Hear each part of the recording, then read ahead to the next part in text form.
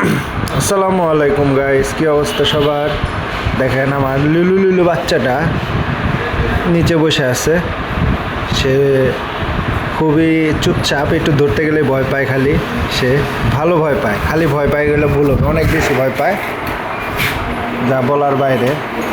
আর এই পাশ থেকে আমার কয়েকদিন আগে পরিষ্কার পরিচ্ছন্ন করা হয়েছে, তারপর দেখেন কি পরিমাণ ময়লা হয়ে গেছে। আবার আমার গুলো বাচ্চাগুলো দেখেন কত মাশাআল্লাহ অনেক সুন্দর হয়ে গেছে। ওয়েদারে একটু গরমটা বেশি, কিন্তু কিছু করার নাই, অনেক বেশি ওয়েদারটাও ভালো না, তাই সবগুলা বক্সই নামায় রাখছি।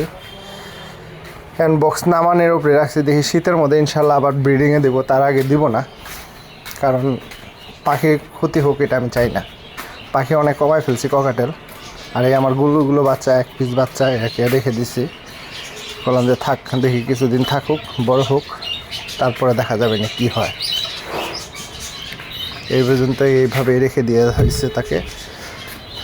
এই দেখেন এই পাশ থেকে আমার ঘুঘুর দুইটা বাচ্চা বড় হয়ে গেছে, ছোট ছোট। এর আগে দেখাইছিলাম এটা আরেক জোড়ার বাচ্চা, মাশাআল্লাহ অনেক বড় হয়ে গেছে, হিউজ পরিমাণ। আবার দেখেন সে জোড়া নেওয়ার জন্য আবার আরেক ঘুঘু ডাকতেছে। মোটামুটি সবগুলা ঘুঘুই 3-4 জোড়া হয়ে গেছে।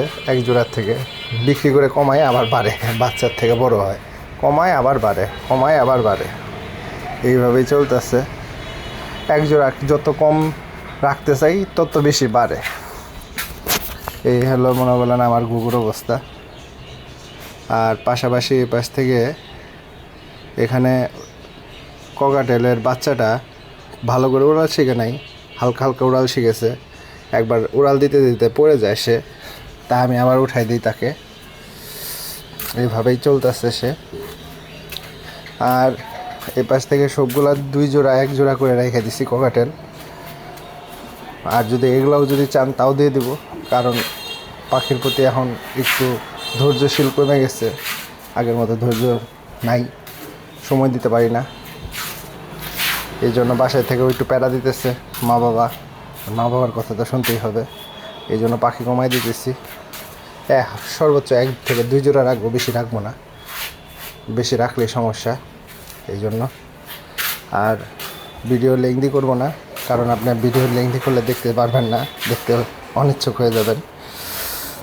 তো গাইস, ভিডিও লাস্ট পর্যায়ে এসে পড়ছি।